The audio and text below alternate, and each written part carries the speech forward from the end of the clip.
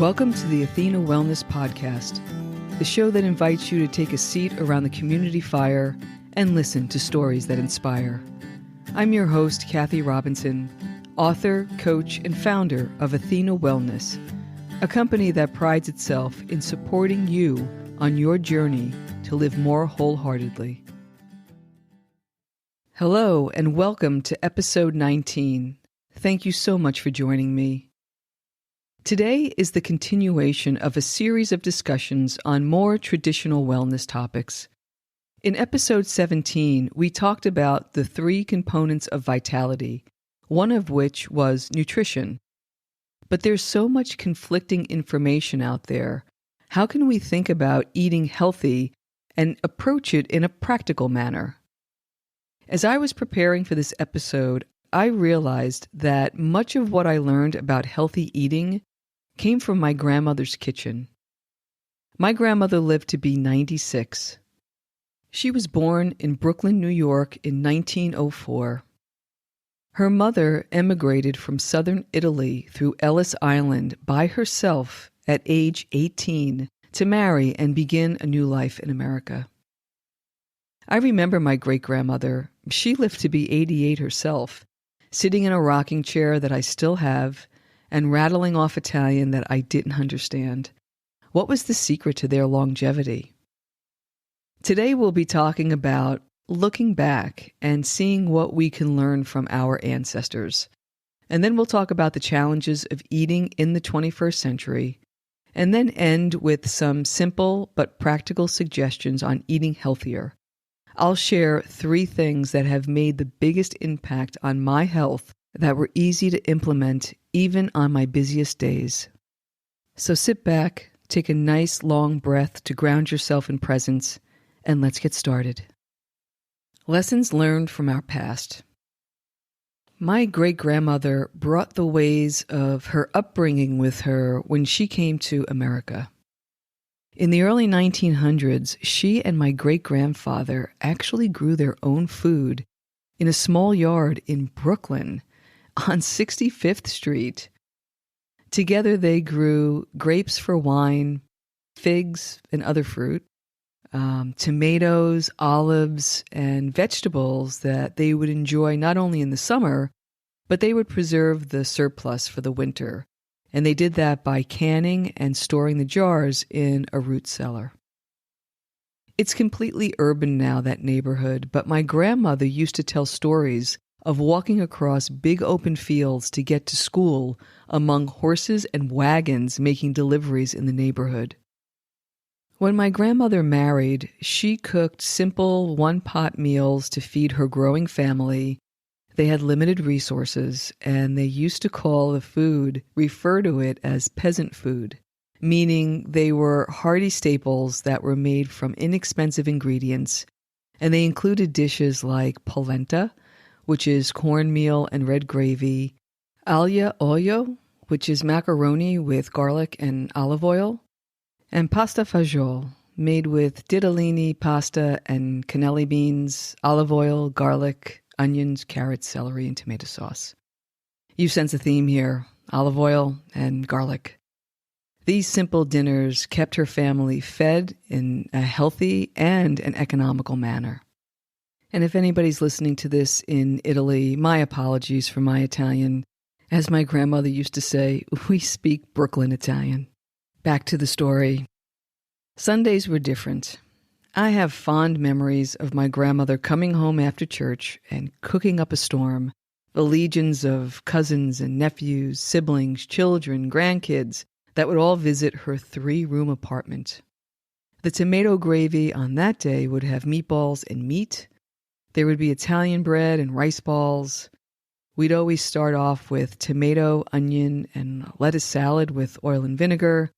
The red wine flowed, and for dessert, she'd make black coffee and a homemade treat, maybe a pie or donuts, or if we were lucky, zeppelis.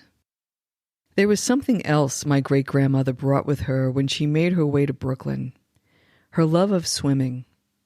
She was born in southern Italy, in Calabria, in a coastal town located on the sole of the iconic boot-shaped country on the Ionian Sea, which is where she swam when she was a kid and a teenager. Decades later, I remember stories of her bringing her kids and grandkids to Coney Island, a few subway stops from where she lived in Brooklyn, and swimming out beyond the breakers until all you could see was her white bathing cap bobbing up and down. They would arrive early, she'd get in her swim, and then they'd, quote, leave before the people arrived. My grandmother, her kids, and their kids, meaning my generation, didn't share the same love of swimming as my great-grandmother. My grandmother never learned to drive, but she walked her beloved Bay Ridge neighborhood every day. To church, the bread store, the cheese store, the butcher, the supermarket, pulling her groceries behind her in a metal shopping cart, and then lugging that cart up 4 flights of stairs to the top floor of her walk-up apartment, the ultimate Stairmaster workout. She knew where her food came from, even in a city of 8 million people. These were long-established relationships because she was born and lived within a 1-block radius her entire life. Her healthy eating patterns came out of necessity, not from being health-minded. It was a sign of those times. Small portions and no snacking came from limited resources. My grandmother did enjoy her little sweet treat in the afternoons with a cup of decaf coffee, though. I loved those coffee breaks. Food was seasonal, meaning on sale, and locally sourced. Air freight didn't exist back then. They ate whole foods before both words came to be capitalized. The food was homemade and prepared with love and eaten in community. And there was gratitude as well. A moment to say grace, to be thankful for the food we were about to eat, because the adults at that time could remember what it was like to grow up during the Great Depression. And now that I think about it, this was mindful eating before there was such a label. Now let's fast forward to the 21st century and talk about some of the challenges that we face today. I know how lucky I was to grow up as I did. We didn't have much, but we had all we needed and love was plentiful. Today, I'm very mindful that food that is accessible, affordable, and sustainable is not a given. There's a growing number of people today in the U.S. and globally where food insecurity is a real issue. Food deserts are increasing in number, with millions of people who do not have access to healthy, affordable food. And even those who do have access and the means, if they follow a Western or a standard American diet, there's a good chance they aren't making the healthiest food choices. In a talk given to CDC scientists in 2009, food author Michael Pollan offered this observation. The Maasai subsist on cattle blood and meat and milk and little else. Native Americans subsist on beans and maize. The Inuit of Greenland subsist on whale blubber and a little bit of lichen. He said the irony is the one diet that we have invented for ourselves, the Western diet, is the one that makes us sick. I'll tell you, as I was preparing for this episode and doing research on our diet, the food industry, and how our dietary guidelines are developed, it was sobering, and I decided to forego the links to the studies because you, like me, already know the scenario. Too many of us eat a diet high in processed foods, which means we get too much sodium, too much saturated fat, we eat too many refined grains and carbs, and get too much excess sugar. Add to that food chemicals, crop pesticides, and animal hormones and antibiotics. I could go on, but I don't want to belabor the point. But what Michael Pollan was alluding to was that the proliferation and availability of less expensive, packaged and convenience foods is collectively killing us. So what do we do? Thankfully, the human body is a miraculous machine that adapts quickly. Within days and weeks of adapting the way you eat, you could see health improvements ranging from better concentration, consistent energy, less bloat, better sleep, less cravings, and a strengthened immune system, all without making radical changes. I did find some helpful guidance on improving eating habits on the CDC website. It encourages a thoughtful approach by making changes by reflecting, replacing, and reinforcing. I'll put a link in the show notes to the CDC guidance, but here's the idea, and I'm paraphrasing here. The first is reflecting, and this includes a review of our habits, identifying the ones that aren't healthy, creating a list of eating cues and triggers, and then developing ways to either avoid them or ways to make a different choice. Here's a little bit more detail. So the first step of reflect is keeping a food diary for a few days to track what you eat and when you eat it. And I know this sounds laborious, but just stay with me here. They actually have a link in the guidance to a food diary template that you can use, and so it doesn't need to be exhaustive. But I can tell you, I found it incredibly useful when I was trying to figure out what was causing me to gain weight in my mid-30s. What I discovered was what I thought was a light dinner when I got home from work was actually almost half my calories for the day, given the portion size that I was consuming. So you can choose to do this as an experiment or as a tool over a longer period of time. A phone app that I used to use is called Lose It, LOSEIT ! And I use that for a longer period of time when I was training. It's super easy to use. So once you have a few days of your eating patterns documented, review what you have and take a look at the habits. Maybe the meals are eaten quickly, or maybe they're mostly comprised of fast food, or maybe you're eating when you're not hungry, as a couple of examples. So select one that you'd like to work on first. Let's say eating when not hungry. The next step is to keep a running list of all the triggers that cue you to eat even when you're not hungry. For example, it could be that you're winding down the night watching TV, or not being able to say no when somebody offers you something. Or maybe it just comes out of boredom. It's a task that you're doing. Or it could be that you open up your kitchen cabinet and you see a favorite food or a snack. The last step of reflect is identifying how you might then avoid that situation or giving yourself a healthier alternative to choose from. The next step is replace, where you substitute a healthier habit for your unhealthy one. So continuing with our example, you may choose to identify the emotion that you're feeling when you're eating and address that. So if you're eating out of boredom, you may choose to phone a friend instead of eating. Or if you're feeling worried or uneasy, you may choose to take a walk or give yourself a break. The third is reinforce, giving yourself the grace to let the habit develop and learning how to play the long game for long-term change. This includes compassionately getting yourself back on track if you've slipped back into old behaviors, and we all do from time to time. Habit change is not about perfection. It's about consistency. Now let's talk about some simple, practical suggestions to eat healthier. I tend to draw from a lot of schools of thought when it comes to all things wellness.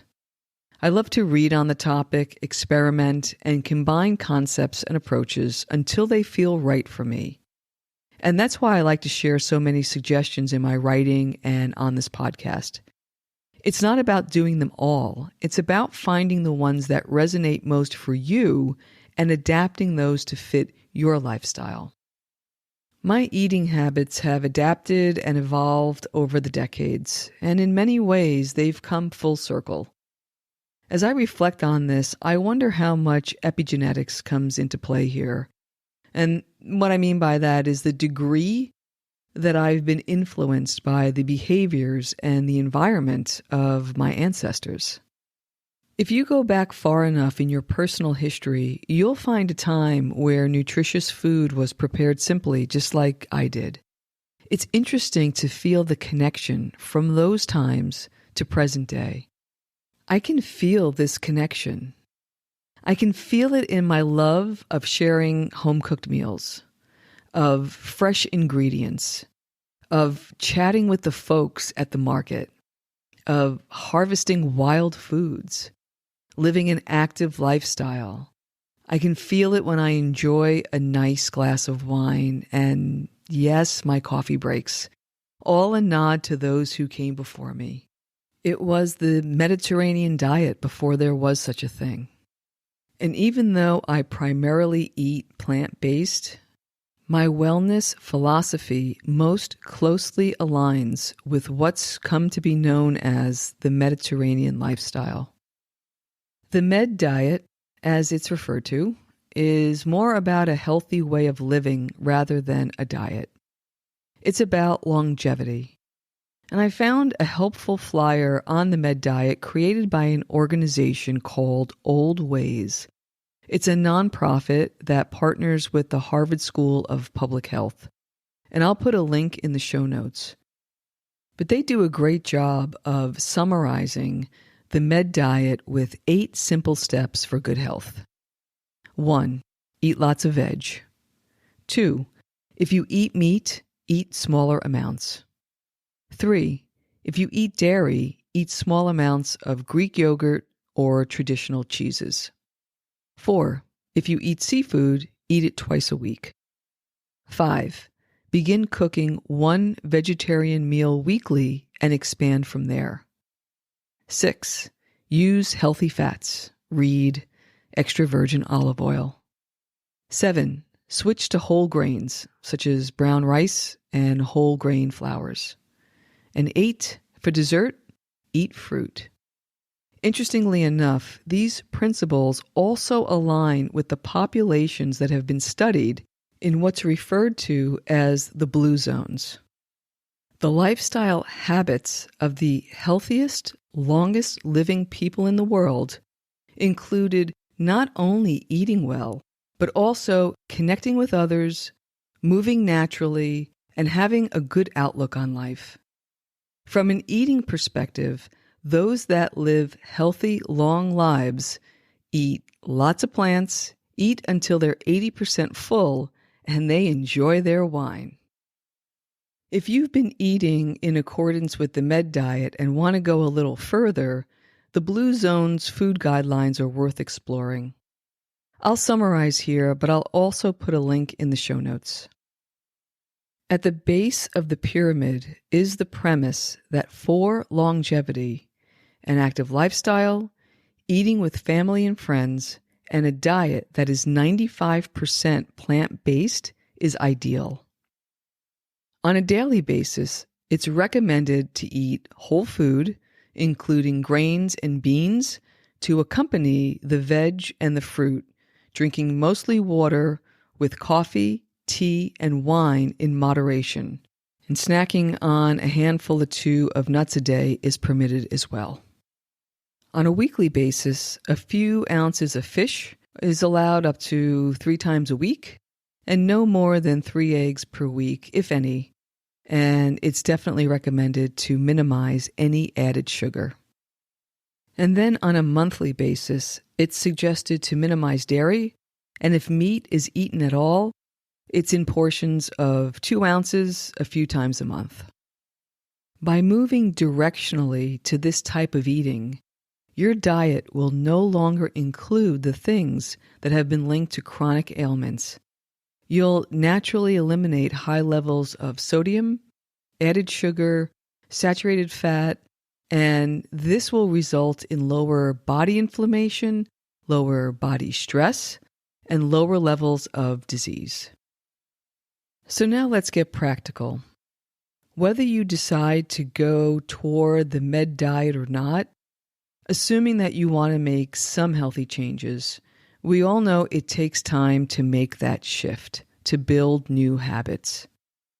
When it comes to our eating habits, many times we can feel confused and overwhelmed by all the information.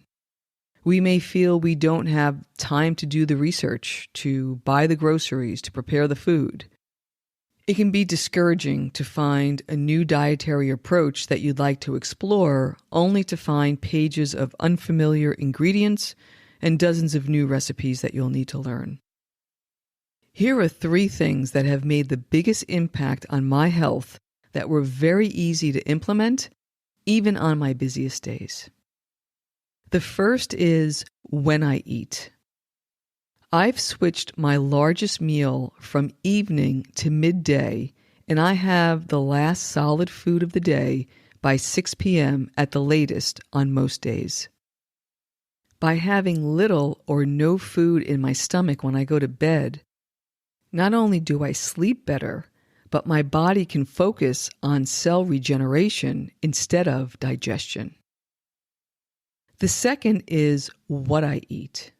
Simple, whole foods in portions that make sense for me. I no longer measure or track what I eat. After years of doing that, I can now visually approximate the right portions. That allows me to eat until I'm about 3/4 full. When I started doing that, I'll tell you, it felt unfulfilling, but now, if I try to eat until I'm full, I do feel uncomfortable. So it just takes some getting used to. The third is how I eat. Whenever possible, I prepare what I eat at home.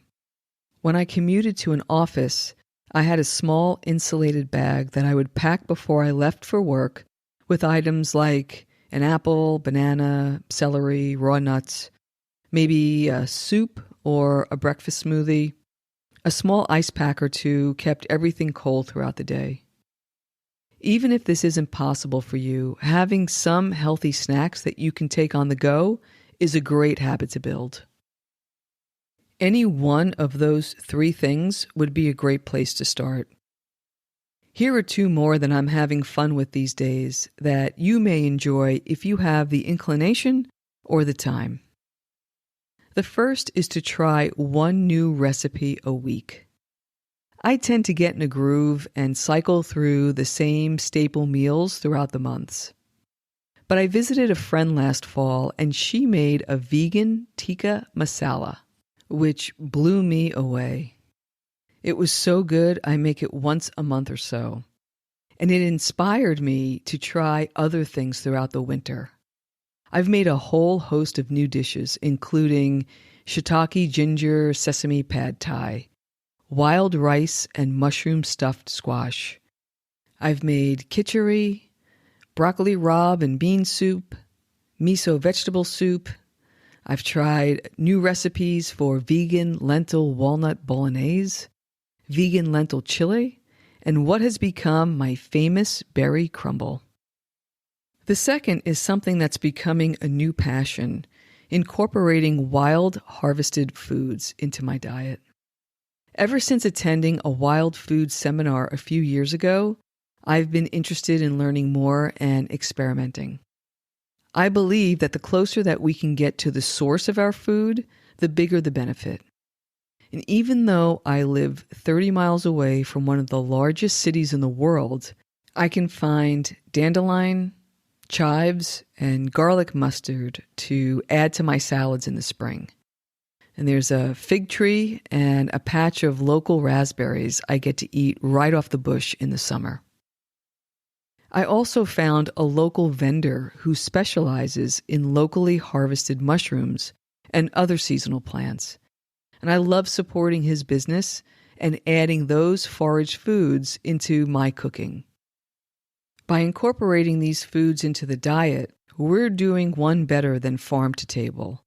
We're going plant to mouth, seasonal nutrition that's untouched, brimming with nutrients.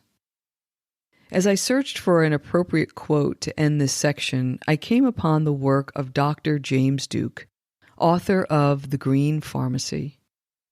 I never found the quote because I couldn't get past the first sentence that I read.